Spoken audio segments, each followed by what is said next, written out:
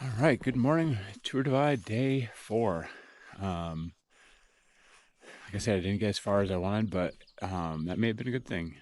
I'm feeling a lot better this morning, physically, mentally, everything. So I'm ready to get cranking. Had a great night in Butt's cabin here.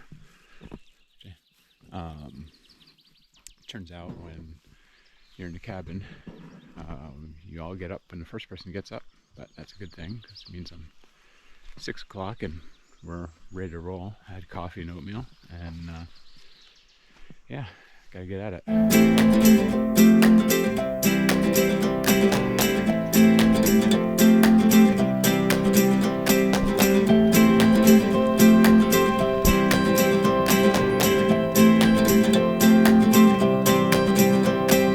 I'll tell you, it's freezing out, and the idea of wading through the stream right now, not exciting. So I like to keep a focus on what it's like to be visually impaired out here.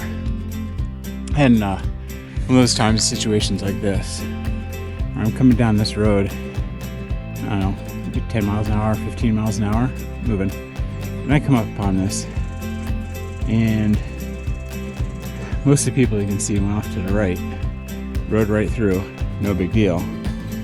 I have to stop, figure it out, decide where the line is, and or at least slow down, figure out where the line is.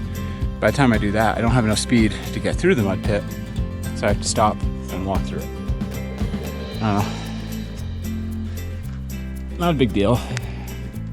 Just is what it is, but it's one of those things that just factors into my speed out here. Not a bad place to spend a Monday. Taking advantage of this little hike bike section to talk about bear bells, which has given me a lot of thought to this morning. There's controversy over whether or not they're effective. So I have to wonder, for an apex predator, a grizzly, doesn't seem like this little bell would do much of anything for them.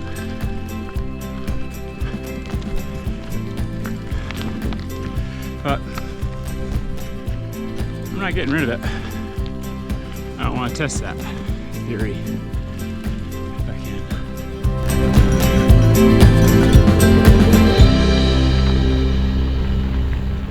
The other thing is that I actually remembered, fortunately, that this was coming up. Sometimes, if you're wondering which way to go, there's a sign. All right, well, I made it to Ram Wigwam Campground. This is where I'd hoped to stop last night. I'm not confident that my brakes are in great shape. They're squealing, metallic rubbing. So I'm going to, especially my front brake, take a minute to check those out. Most people could probably just look at the pads and see if there's enough pad material on them. I can't. I've tried, even with magnification, I can never get it. So I'm going to pull the wheel off, pull the pads out. All right, so I got the bike up on its little repair stand here. Went to dig into the front caliper and discovered that the front brake, which is a SRAM Axis Red that I had replaced in Tour Divide 2024, and the rear brake, which is a SRAM Rival that came on the bike, apparently use different type of brake pads, and I brought several pairs of the type that work for the rear, and none that will work for the front. Yeah, that's about what I remember. Real deep. This is why I always wear wool socks in this section of Tour Divide. All right, made it. The technique was to literally get down on my belly, inch along that log,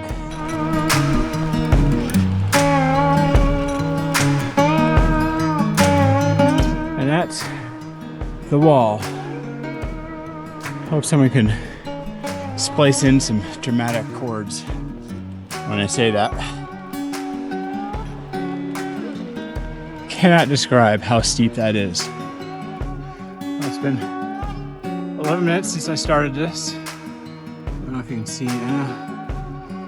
We're that far down. Now we gotta turn and head up that.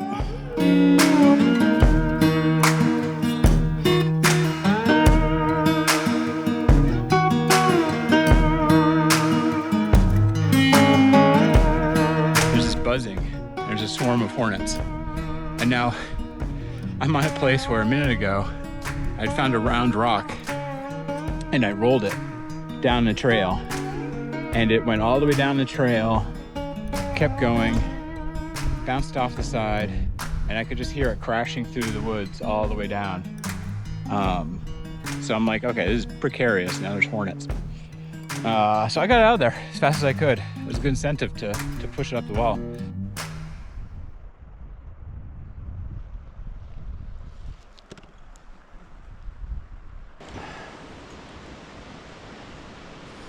So my brakes are obviously pretty toasty because I'm not even going that fast.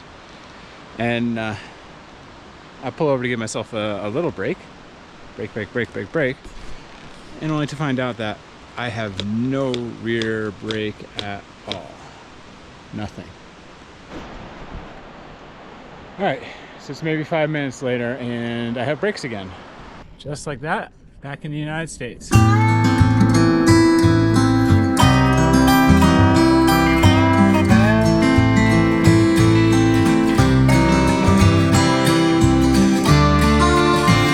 White Cap Peaks. Crazy how fast it changes. I'm